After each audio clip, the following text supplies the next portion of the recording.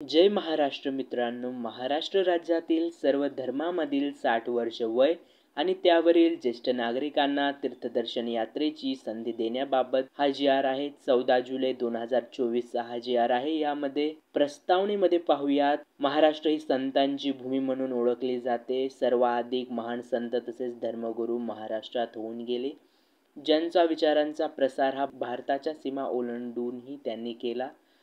आपले दैनंदिन कार्य पार पाडत असताना आपल्या येथील लोक देवतांचे नामस्मरण करत असतात. पुण्यकर्म म्हणून त्यांना तीर्थक्षेत्रात जाण्याची इच्छा असते, पण त्यांच्या आर्थिक परिस्थितीमुळे ते आपलं हे स्वप्न कधीही पूर्ण करू शकत नाहीत. तर हे पूर्ण करण्यासाठी त्यांना तीर्थस्थळांना घेऊन जाण्यासाठी, त्यांना मानसिक शांती मिळवून देण्यासाठी तसेच आध्यात्मिक पातळी गाठणं सुकर व्हावं यासाठी राज्यातील सर्व धर्मामधील 60 वर्ष किंवा त्यापेक्षा अधिक वय असणाऱ्या ज्येष्ठ नागरिकांना मोफत तीर्थयात्रा घडवण्याबाबत हा जी आर आहे. मुख्यमंत्री तीर्थदर्शन योजना या योजनेचं नाव आहे. उद्दिष्ट आहे राज्यातील ज्येष्ठ नागरिकांना तीर्थक्षेत्र यात्रा मोफत उपलब्ध करून देणे. लाभार्थ्याची काय पात्रता असायला हवी, तर लाभार्थी हा महाराष्ट्र राज्याचा रहिवासी असायला हवा. वय 60 वर्ष किंवा त्यापेक्षा जास्त हवं. लाभार्थी कुटुंबाचे वार्षिक उत्पन्न 2.5 लाखापेक्षा कमी असायला हवं. अपात्रता निकष आहेत. कुटुंबातील व्यक्ती आयकरदाता नसावा.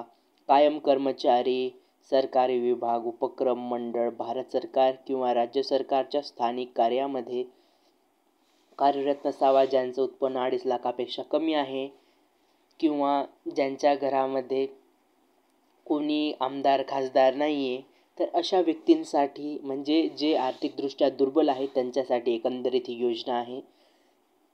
लाभार्थी जो व्यक्ती आहे, ज्याला लाभ घ्यायचा आहे, त्याला हृदयासंबंधी, श्वसन रोग अशा प्रकारचे गंभीर आजार, कुष्ठरोग म्हणाल, जे असे गंभीर आजार आहेत ते नसायला हवेत.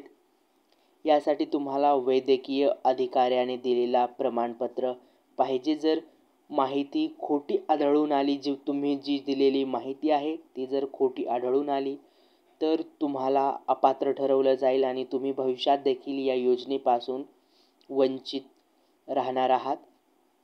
तर हे काही अपात्रता निकष आहेत. पात्रता निकष आपण सविस्तरपणे जाणून घेतले. अपात्रता निकष देखील आपण वरवर पाहिलेले आहेत. यासाठी तुम्ही ऑनलाईन अर्ज करू शकता. यासाठी तुम्हाला कागदपत्र जर म्हणलं तर तुम्हाला आधार कार्ड किंवा रेशन कार्ड, महाराष्ट्राचा अधिवास प्रमाणपत्र किंवा जन्मदाखला लागणार आहे. वैद्यकीय प्रमाणपत्र, पासपोर्ट आकाराचा फोटो, जवळच्या नातेवाईकाचा मोबाईल क्रमांक, हमीपत्र इत्यादी तुम्हाला लागणार आहेत. हा जो प्रवास आहे, या प्रवासामध्ये तुमची जी निवड आहे, ही निवड जिल्हा स्तर स्थापन करून जिल्हास्तरीय समितीद्वारे पुढील प्रक्रियेद्वारे केली जाईल. तर यामध्ये तुम्हाला सविस्तरपणे प्रक्रिया देखील दिलेली आहे. प्रत्येक ठिकाणच्या प्रवासासाठी जिल्हानिहाय कोटा निश्चित केला जाईल, ज्यामध्ये अर्जदाराच्या संख्येसह त्या जिल्ह्याच्या लोकांच्या प्रमाणात अधिभार ठेवून कोटा निश्चित केला जाईल. विहित कोट्यापेक्षा जास्त अर्जाच्या उपलब्धतेवर आधारित लॉटरीद्वारे, म्हणजे जर कोटीपेक्षा जास्त जर अर्ज आले तर लॉटरीद्वारे देखील यामध्ये निवड केली जाणार आहे. अशा प्रकारे आपल्याला ही माहिती दिलेली आहे. प्रवासामध्ये जर तुम्हाला मधूनच प्रवास जर सोडायचा असेल तर तुम्हाला याची परवानगी दिली जाणार नाही आणि अत्यावश्यक असल्यास मधून सोडलेला प्रवास तुम्ही जो प्रवास मधून सोडत आहात त्या पुढील प्रवास खर्च तुम्हाला स्वतः करावा लागणार आहे.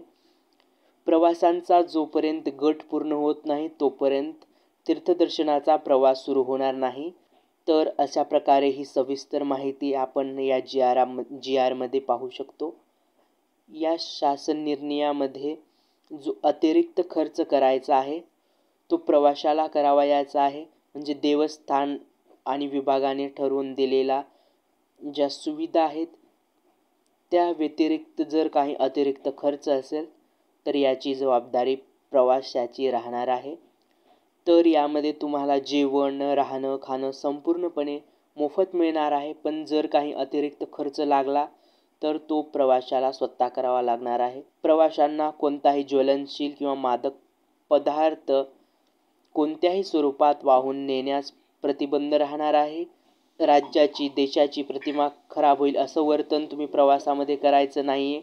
अशा प्रकारचे जे मूलभूत माहिती आहे ती देखील याच्यामध्ये दिलेली आहे. अर्ज प्रक्रिया संपूर्णतः विनामूल्य राहणार आहे. यामध्ये तुम्हाला KYC देखील करण्याची गरज पडणार आहे. अशा प्रकारचा हा GR आपल्यासमोर आहे. तात्पुरत्या यादीचं प्रकाशन या ॲपवर केलं जाणार आहे. ॲप आणि पोर्टल लवकरच येणार आहे. याची लिंक देखील आल्यानंतर आपण आपल्या डिस्क्रिप्शन बॉक्समध्ये देऊयात. तर ही माहिती आपल्यासमोर आहे. आता आपण पाहूयात नेमकी कोणती स्थळं यामध्ये दिलेली आहेत. तर परिशिष्ट अ मध्ये भारत देशातील वैष्णवी देवी, अमरनाथ गुहा, सुवर्ण मंदिर, अक्षरधाम, श्री दिगंबर जैनलाल मंदिर, लक्ष्मीनारायण मंदिर, बद्रीनाथ मंदिर, गंगोत्री, केदारनाथ, बैद्यनाथ, इस्कॉन मंदिर अशा प्रकारची अनेक स्थळं दिलेली आहेत. जवळजवळ ही स्थळं आहेत 73 स्थळं दिलेली आहेत देशातील. आणि महाराष्ट्रातील स्थळांचा विचार केला तर 66 स्थळं ही महाराष्ट्रातील आहेत. ही यात्रा खूप मोठी होणार आहे. तर लवकरात लवकर जेव्हा केव्हा या योजनेची जी फॉर्म भरण्याची प्रक्रिया सुरू होईल तेव्हा तुम्ही याचा फॉर्म भरून घ्या, कारण याचा फॉर्म मोफत आहे. तुम्हाला कोणत्याही प्रकारचं शुल्क यासाठी भरावं लागणार नाही.